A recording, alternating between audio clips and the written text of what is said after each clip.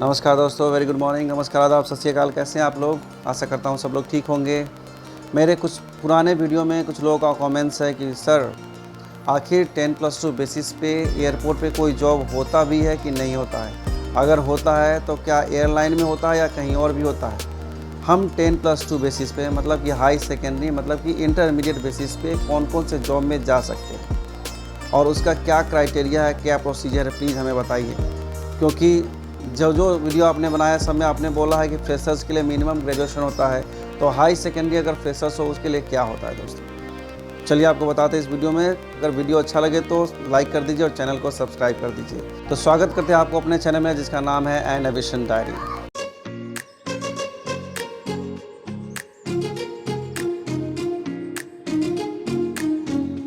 दोस्तों, आप सबकी फरमाइश पे जैसे कि आप लोगों ने पूछा कि हाई सेकेंडरी बेसिस पे क्या क्या जॉब हो सकता है एयरपोर्ट पे, तो उसी से रिलेटेड मैंने ये पूरा वीडियो बनाया है। पूरे वीडियो को बहुत ध्यान से इत्मीनान से देखिए, तभी आपको सारा प्रोसीजर और कहाँ क्या क्या जॉब टर्म्स होता है मैं आपको बता पाऊँगा। दोस्तों 10+2 बेसिस पे दोस्तों सबसे अलग अलग कैटेगरी, अलग अलग एयरलाइन हो गया, डिपार्टमेंट अलग अलग है, लेकिन मैं आप कैटेगरीज वाइज बता दूँ तो 10+2 बेसिस पे एयरलाइन में भी वैकेंसी होती है, ग्राउंड हैंडलिंग एजेंसी में भी होती है, रिटेल्स में भी होता है, केटरिंग सर्विसेज में होता है।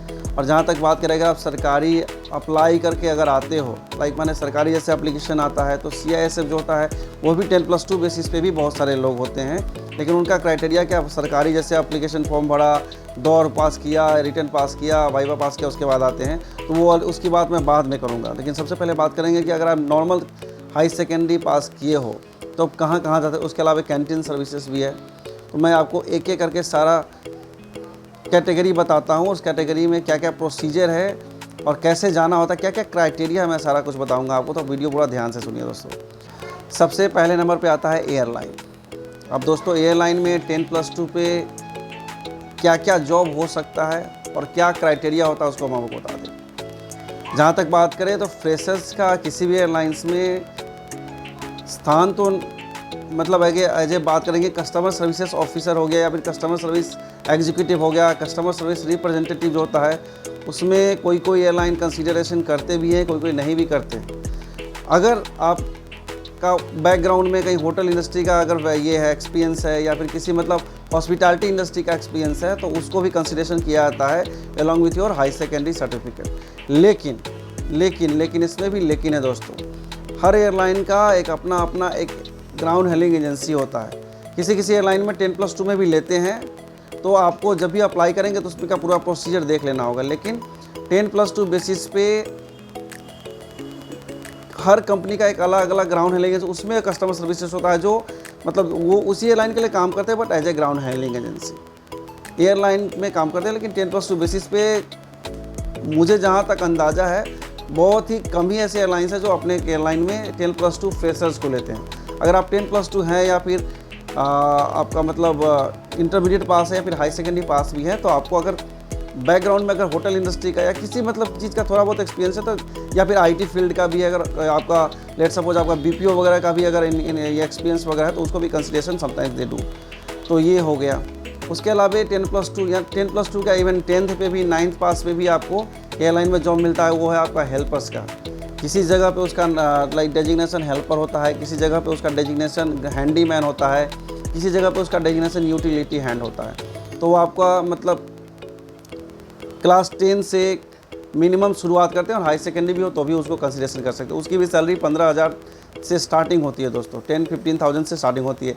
हेल्पर्स इसकी मैं बात कर रहा हूँ। और रही बात कस्टमर सर्विस एग्जीक्यूटिव की, कस्टमर सर्विस लाइक रिप्रेजेंटेटिव की, तो उसका थ्रू ग्राउंड हैंडलिंग जा सकते हैं या फिर किसी एयरलाइन में अगर आपका 10+2 है, हाई सेकेंडरी है, अगर बैकग्राउंड में थोड़ा बहुत भी BPO ground like hotel industry सबका एक्सपीरियंस है तो आपको कंसिडरेशन करेंगे। ये हो गया एयरलाइन का।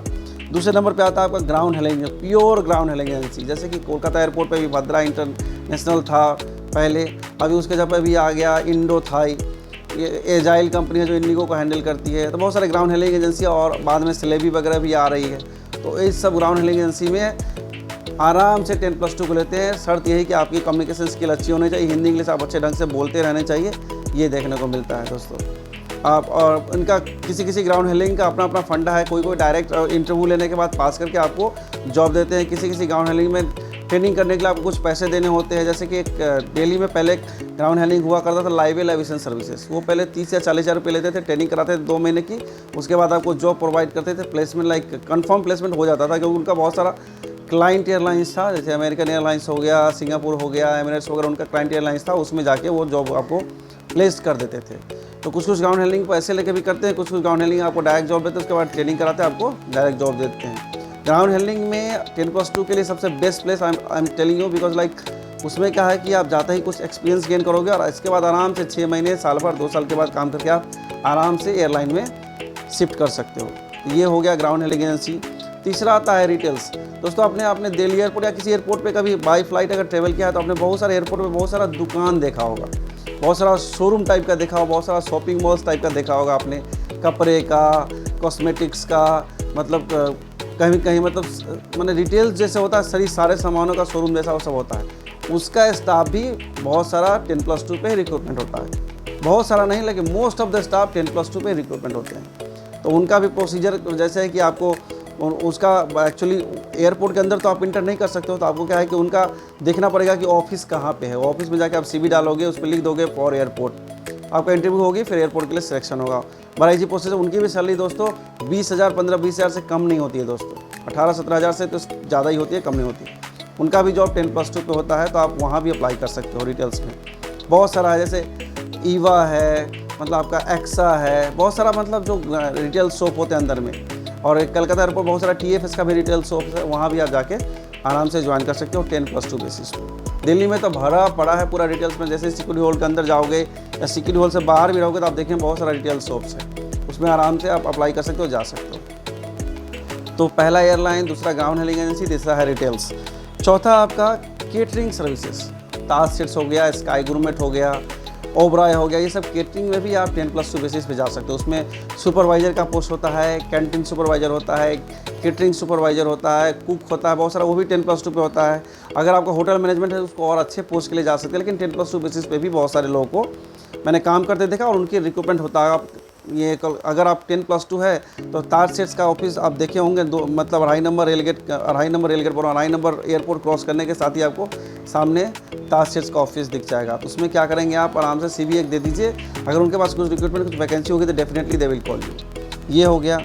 चौथा जो CISF जो गवर्नमेंट का प्रोसीजर है वो तो आपको बताने की जरूरत है, आपको पता है कि पहले एप्लीकेशन अप्लाई करना है, फिर कॉल लेटर आएगा, फिर आपको इंटरव्यू देना है, दौड़ होगा, सब कुछ होगा, उसके बाद CISF तो हो गया पूरा, मतलब अलग डिपार्टमेंट, सरकारी का बात ही नहीं करना है, क्योंकि नॉर्मल जो हाई सेकेंडरी पास करके उनके लिए क्या है। और 5वें नंबर पर कैंटीन सर्विसेज। देखिए आपने देखा होगा कि बहुत सारे एयरपोर्ट पे सिक्योरिटी हॉल के अंदर या बाहर या फिर एयरपोर्ट के बाहर बहुत सारा कैंटीन भी होता है, ठीक है। कैंटीन में सिर्फ खाने का, सिर्फ कैंटीन की बात नहीं कर रहा हूँ, बहुत सारे मतलब उसके अलावा मतलब कॉफ़ी के आउटलेट्स हो गए, मोमो के आउटलेट्स हो गए, उस सब के स्टाफ की भी अच्छी खासी सैलरी होती है, वो भी 10+2 पे रिक्रूटमेंट हो जाता है दोस्तों। 10+2 पे ही मोस्ट ऑफ द स्टाफ्स का रिक्रूटमेंट होता है दोस्तों। तो आप चाहें तो वहाँ भी अप्लाई कर सकते हैं।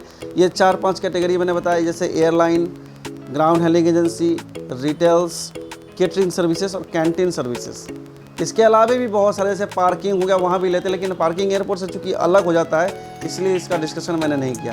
अंदर में भी बहुत सारा रैम सर्विसेज में भी बहुत सारा जॉब होता है।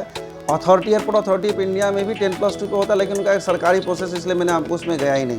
तो एयरलाइन हो गया, ग्राउंड हैंडलिंग एजेंसी हो गया, रिटेल्स हो गया, केटरिंग सर्विसेज और कैंटीन सर्विस, ये 5-6 जगह जहाँ है, और पार्किंग, ये 5-6-7 जगह ऐसे हैं जहाँ पे आप आराम से अप्लाई कर सकते हो, आपको जॉब मिल सकता है 10+2 पे। इस पूरे वीडियो में आपको कहीं कुछ ऐसा लगे कि आपको समझना है या कुछ जानना है या फिर कहीं मैं गलत कर रहा हूँ तो आप प्लीज़ कमेंट सेक्शन में जाइए और कमेंट कीजिए।